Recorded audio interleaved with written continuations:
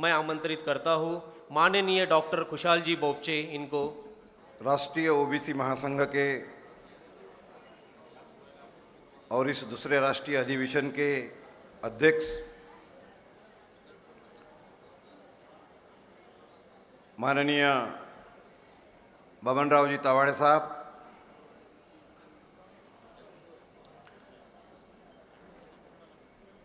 जिनके शुभ हस्ते इस अधिवेशन का उद्घाटन हुआ, इनॉग्रेशन हुआ, वह हमारे वी विश्वेश्वरैया जी, सचिन जी, आप लोग काफ़ी देर से बैठे हैं। मैं अब मंचासीन हमारे सभी महानुभाव किसी का नाम नहीं लेता और तमाम देश से, हर राज्यों से आए हुए हमारे सभी ओबीसी भाइयों, बहनें, साथियों, मैं बहुत लंबा चौड़ा भाषण नहीं करूंगा क्योंकि काफ़ी समय से यहाँ पर और बहुत लंबी लंबी बातें आप लोगों ने सुना है। लेकिन मेरी बात शुरू करने के पहले जिन ओबीसीओं के लिए, जिन महानुभावों ने, जिन हमारे महान लोगों ने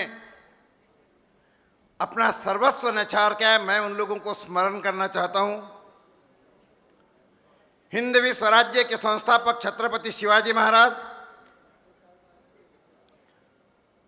आरक्षण के जनक, राजशाही में भी जिन्होंने 50% आरक्षण लागू किया, वो हमारे राजर्षि शाहू महाराज।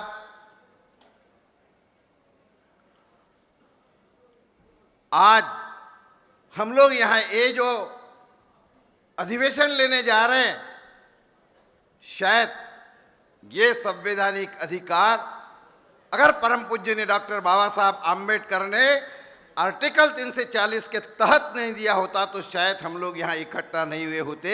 इसलिए परम पूज्य डॉक्टर बाबा साहब आम्बेडकर और जिन्होंने अपना पूरा जीवन इस ओबीसी समाज के लिए समर्पित कर दिया, अपने लेखनी से, कार्य से, महात्मा ज्योतिबा फुले, सावित्रीबाई फुले, महाराष्ट्र से हमारे डॉक्टर बाबू साहब पंजाबराव देशमुख, मनियार जी,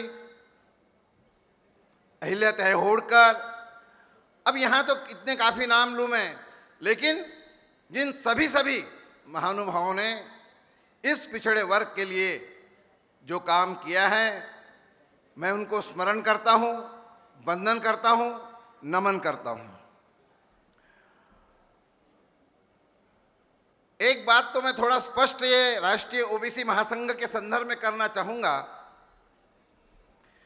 कि ये हमारा राष्ट्रीय ओबीसी महासंघ ये किसी राजनीतिक दल का नहीं है। ये सब लोगों ने अपने दिमाग में सोच लेना चाहिए। हम किसी भी राजनीतिक पार्टी के पक्षधर भी नहीं हैं और विरोधक भी नहीं हैं। हम ये राष्ट्रीय ओबीसी महासंघ इस देश में कार्यरत इसलिए करना चाहते हैं कि अभी तक के जो प्रयास हमारे संवैधानिक अधिकारों के लिए लड़ाई के लिए किए जा रहे हैं, लेकिन एक सूत्रता में, एक बंधन में सारे इस भारतवर्ष के सभी राज्यों के नागरिक या उनके प्रमुख पुढ़ारी नेतागण ये नहीं आ सके और इसलिए हमारे दिमाग में ये विषय आया। तावड़ जी के साथ में या हमारे पूरे इस ओबीसी के जो पदाधिकारी हैं, इन लोगों के साथ में बैठ के हम लोगों ने विचार किया और राष्ट्रीय ओबीसी महासंघ को महाराष्ट्र तक के सीमित न रखते हुए हम इसको अगर सारे भारतवर्ष के सभी राज्यों तक के अगर बांधने का प्रयास किया तो निश्चित रूप से वो शक्ति हमें मिल सकती है। ये हमारे महाराष्ट्र की छोटी सी लड़ाई से तो हुआ। 8 दिसंबर का महाराष्ट्र की विधानसभा पे हम लोगों ने वहां महाराष्ट्र में सारा प्रयास करते हुए एक जनमोर्चा निकाला। प्रजातंत्र में, लोकशाही में जनशक्ति ये ऐसा एक हथियार है, ये शस्त्र है कि जिस शस्त्र के सामने शासन और प्रशासन दोनों ही झुकते हैं। और उसका उदाहरण उस 8 दिसंबर के महाराष्ट्र के मोर्चे में 1.5 लाख के ऊपर जब लोग सड़क के ऊपर में उतरे, 20 दिन के अंदर महाराष्ट्र की सरकार को उस महाराष्ट्र में अलग मंत्रालय की घोषणा ये करनी पड़ी। ये राष्ट्रीय ओबीसी महासंघ की एक पहली पहल थी। और इसलिए हमने सोचा कि वास्तव में हम हमारा अधिकार अगर लेना चाहते हैं, जो हमको इतने वर्षों में नहीं मिला है, आज़ादी के 66 साल में नहीं मिला है, और वो अधिकार हमको अगर लेना होगा, मेरे ख्याल से यहाँ सब वक्ताओं ने ये बात कही कि प्यार से मांगने से कोई नहीं देता, उसके लिए हमको लड़ना पड़ता है, छीनना पड़ता है। लेकिन ये सब करने के लिए हम जब तक के संगठित नहीं होंगे, एकजुट नहीं होंगे, एक सूत्र में बांधे नहीं जाएंगे, तो ये लड़ाई ऐसी ही अधूरी रह जाएगी। मैं याद कर रहा था, हुकुमदेव नारायण सिंह यादव जी ने अपने भाषण में हमारे ओबीसी के संदर्भ में एक उदाहरण दिया, और हाथ को लकड़ी बांधकर भोजन परोसने की जो बात आई, किसी को याद करने की गरज नहीं है, यहां उसका प्रैक्टिकल आपके सामने हो गया। यहां पर इस मंच पे उसका प्रैक्टिकल हमारे सामने हुआ। मैं ये नहीं कहता कि कौन आदमी कितना महत्व का है, कौन आदमी कितने साल से काम करता है, किस आदमी का क्या महत्व है। व्यक्ति कितना भी बड़ा होगा, मगर वो संगठन से बड़ा हो नहीं सकता। और इसीलिए उस संगठन को इस प्रकार से दबाव में प्रेरित करके अगर कोई काम करना चाहेगा, तो मैं इस राष्ट्रीय ओबीसी महासंघ का संगठक इस नाते निश्चित उस बात का निषेध करूंगा, क्योंकि मुझे ये बात बिल्कुल अच्छी नहीं लगी। किसी दबाव में, प्रेशर में आकर के राष्ट्रीय ओबीसी महासंघ काम करने वाला नहीं है, यह हम बता देते हैं। देश के एक राज्य में क्या कम ज्यादा हुआ, इससे देश में फर्क पड़ने वाला नहीं है। लेकिन ये मैं बड़ा, तू छोटा, तू बड़ा, मैं छोटा, ये कहां की बात आ गई, मुझे समझ में आया नहीं। इतना अच्छा सारे देश के यहाँ पर हमारे ओबीसी भाई आए, एक मैसेज लेके जाने वाले थे, तो वो मैसेज हमने ऐसा दिया, मेरे को तो समझ में नहीं आया। क्यों? इतने सालों में हम लोग ये ही नहीं सीख सके। हम तो खाली यही, मतलब हमारी तो प्रवृत्ति ऐसी रही, और जो सभी वक्ताओं ने कहा कि भी हम आपस में ही लड़ते रहे। वास्तव में आज मुझे लगा कि भी बाबा साहब ने ओबीसी का long form other backward class जो रखा था, तो हम हमारे बैकवर्ड क्लास का एग्जाम्पल यहाँ पर दे चुके। ये मेरे लिए खेत की बात है। निकट भविष्य में सब लोग इन घटनाओं से कुछ सीख ले, और ये सब अगर आप नहीं करोगे, तो मैं तो ये कहता हूं कि भी हम कितना भी प्रयास अगर कर ले, क्योंकि हमारे पहले भी बहुत लोगों ने प्रयास किया है, और ये सारे प्रयास हमारे आपसी लड़ाई के भीतर में ही समाप्त हो गए। मैं हमेशा ये लड़ाई क्यों है, हमारे संवैधानिक अधिकारों को एक योजनाबद्ध तरीके से जो शासक इस भारतवर्ष में रहे होंगे, चाहे वो किसकी हुकूमत थी, ये हमारे लिए मायना नहीं रखता। हर आदमी अपनी अपनी बात अपने सिफारिश के साथ रखता है, लेकिन जो प्रैक्टिकल अभी भी पार्लियामेंट के भीतर में इस ओबीसी के बिल के संदर्भ में हुआ, तो उसके लिए जिम्मेवार पक्ष और विपक्ष ये दोनों हैं, ये मान के ये ओबीसी महासंघ चलता है या ये मंशा इस ओबीसी महासंघ की है, ये स्पष्ट रूप से कहने में मुझे कोई संकोच नहीं लगता। मेरे बात ये समझ में नहीं आती। कायदा, कानून, संविधान अगर बाबा साहब ने बनाया, हम अंग्रेज जाने के बाद में अब ये देश धर्म प्रतिष्ठा पे न चलते हुए संविधान पे चलेगा। अगर ये बात हमने स्वीकार कर ली है तो अगर संविधान में सभी प्रवर्ग के लोगों को समान न्याय मिलना चाहिए, और इसलिए बाबा साहब ने कहा था जिसकी जितनी संख्या भारी और उतनी उसकी हिस्सेदारी। अब अगर उतने उसकी हिस्सेदारी ये बाबा साहब ने कहा है तो आज क्या हो रहा है, कुछ लोग यह आरक्षण को बहुत अलग अलग तरीके से मीडिया के माध्यम से लोगों को रखना चाहते हैं। मैं भाइयों आप लोगों के सामने एक बात कह दूंगा, ये ओबीसी की लड़ाई ये मात्र आरक्षण के पूर्ति सीमित नहीं है, ये सोशल जस्टिस की लड़ाई है, सामाजिक न्याय की लड़ाई है। और इसलिए इसको खाली एक सीमित दायरे तक के कोई ना रखे। क्यों कि इसका संबंध ये खेतीहर, मजदूर, किसान, गांव, गरीब और इनसे लगा हुआ है। इतने सालों में 66 साल में अगर हम आज़ादी इसलिए चाहते थे कि यहाँ का किसान मजबूत हो, यहाँ का मजदूर मजबूत हो, यहाँ का कारागिर मजबूत हो, तो इतने साल में हम लोगों ने क्या कर लिया। अरे जो कानून बने थे उन कानूनों को भी हम मतलब विद्रूप स्वरूप में ला करके फिर से हुकुमशाही की स्थिति तक के हम लोग यहाँ पहुँचे हैं। लेकिन आप लोगों के लिए एक मानवीय प्रवृत्ति की जो मंशा इंसान की होती है उसका एक एग्जाम्पल आपको बताता हूँ, और ये समाज उस तरफ जाता है। और इसीलिए निकट भविष्य में भी ये स्थिति आना नहीं चाहिए। मैं हमेशा अपने भाषण में ये बात बताता हूँ, ये मानवीय स्वभाव है और ये मानवीय स्वभाव स्पर्धा का रहता है।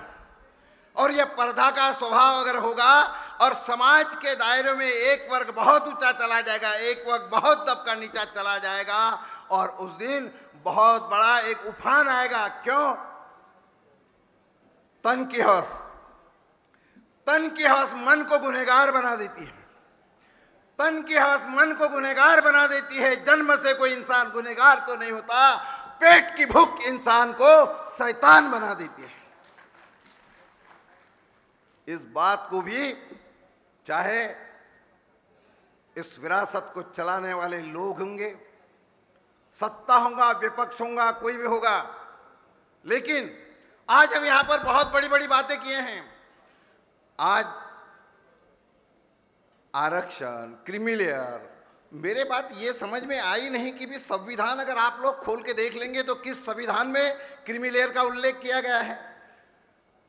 अरे उस संविधान में तो इस देश के राष्ट्रपति होंगे, इस देश के पंतप्रधान होंगे, क्लास 1 ऑफिसर होंगे, मंत्री होंगे, तो ये क्रीमी लेयर में आ जाते हैं।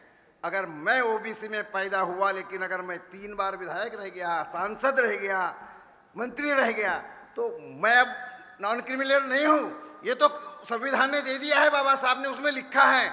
फिर ये नॉन क्रीमी लेयर का वीपी सिंह जी ने जब मंडल आयोग में कुछ पॉइंट डिक्लेयर किए, जिसके आधार पे हम ये 7 अगस्त को अधिवेशन लेते हैं, ये हमारा एक इमोशनल भावनात्मक अटैचमेंट है उस मंडल आयोग के घोषणा के संदर्भ का।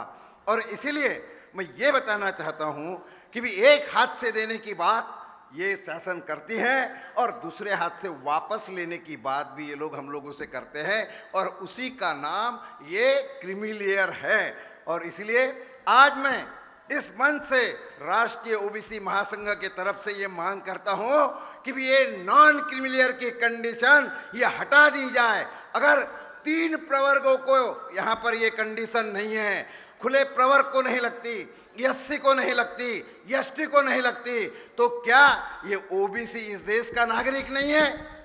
हम इस देश के बासिंदे नहीं हैं?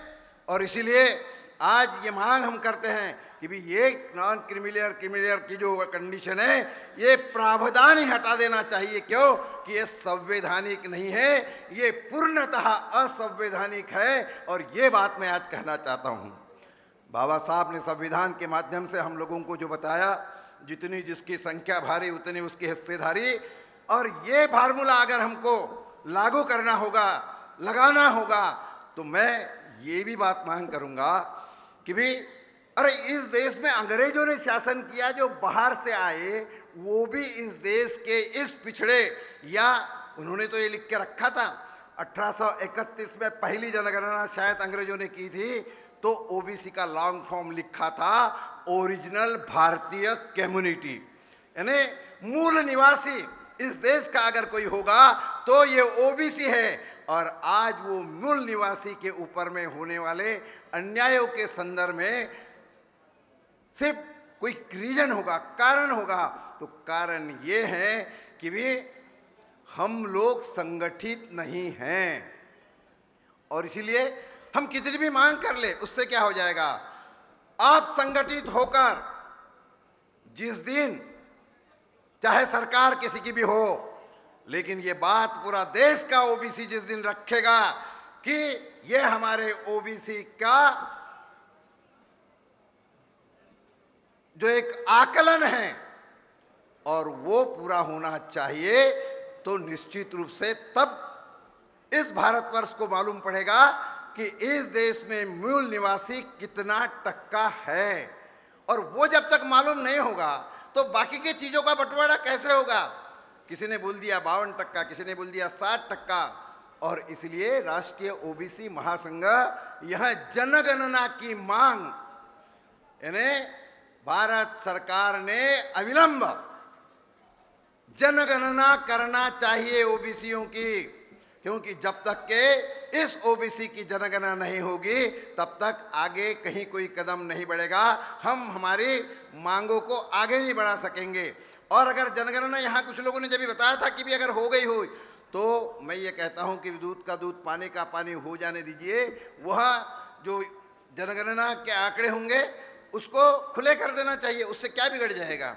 राष्ट्रीय ओबीसी महासंघ तुम्हारे जो जो ऑर्गेनाइजेशन उनके उनके राज्यों में काम करते होंगे, हमको उनको किसी भी प्रकार से डिस्टर्ब न करते हुए हम तो खाली उन सारे संगठनों को एक सूत्र में बांधकर ये हमारी ओबीसी की लड़ाई एकजुटता के साथ करने का ये हमने प्लेटफॉर्म बनाया है। हमारा मानस मकसद, हम किसी भी स्वार्थ से प्रेरित नहीं है और हमारे में किसी को वो भी मानसा नहीं है कि हम कोई राजनीतिक पहलुओं के कारण ये किए हैं। लेकिन आप ये भी मत समझो हर बात का जवाब प्रजातंत्र में अगर होगा तो वो राजनीति है, और आप चाहे या नहीं चाहे एक दिन इस ओबीसी को राजकारण भी करना पड़ेगा। और वो करने की मंशा अगर तुम लोगों में नहीं होगी तो ये संगठन भी बांधा नहीं जाएगा। ये भी बात इस दावे के साथ मैं यहाँ कहना चाहता हूँ। और इसीलिए बहुत लंबी बात न करते हुए सारे विषयों की चर्चा हुई है, फिर कभी हम आएंगे बैठेंगे। लेकिन आज यहाँ पर हमारी सरकार है, अगर कुछ कम ज़्यादा होता है तो उसका नुकसान उसको होगा। क्योंकि एक अच्छे शायर ने एक बात रखी है, क्या? गुलिस्ता में फूलों का जब कत्लेआम होता है, गुलिस्ता में फूलों का जब कत्लेआम होता है, अंजाम कुछ भी हो मगर बागिया बदनाम होता है। आप इस बात से नकार नहीं सकते। और इसलिए आज हमारे इस प्लेटफॉर्म पे सत्ता विपक्ष सारे लोगों को हमने बुलाया, सारे लोग आए, सब लोगों ने बहुत अच्छा प्रतिसाद दिया, जनता ने भी दिया। और इसीलिए मैं बहुत लंबी बात नहीं करता। हमारा प्रयास राष्ट्रीय ओबीसी महासंघ का ये रहेगा कि इस भारतवर्ष के सब राज्यों तक के हम पहुंचकर, आज कम ज़्यादा जो भी हुआ हो वो सब क्षम्य है, उसको मैं कि बहुत मायना नहीं रखता। लेकिन तब भी उल्लेख इसीलिए किया कि निकट भविष्य में इस प्रकार की घटनाओं से हम थोड़ी दूर रहना चाहिए। अन्यथा जो एक अच्छा प्रयास हम लोग करने जा रहे हैं तो वहाँ मतलब ये बात कोई ठीक नहीं होगी। और इतना ध्यान रखे, मैं हमारे अध्यक्ष महोदय भी यहाँ पर अपनी बात रखने वाले हैं, इसलिए तमाम राज्यों से आए हुए हमारे ओबीसी प्रतिनिधि भाइयों को बहुत बहुत ओबीसी महासंघ के तरफ से धन्यवाद देता हूं, बधाई देता हूं और बहुत ज़्यादा लंबी बात न करते हुए अपने शब्दों को मैं यहाँ विराम देता हूं। जय ओबीसी, जय ओबीसी। एक संघ होकर सब कार्य करें, इतनी ही प्रार्थना करते हुए आपसे विदा लेता हूं। धन्यवाद। जय हिंद।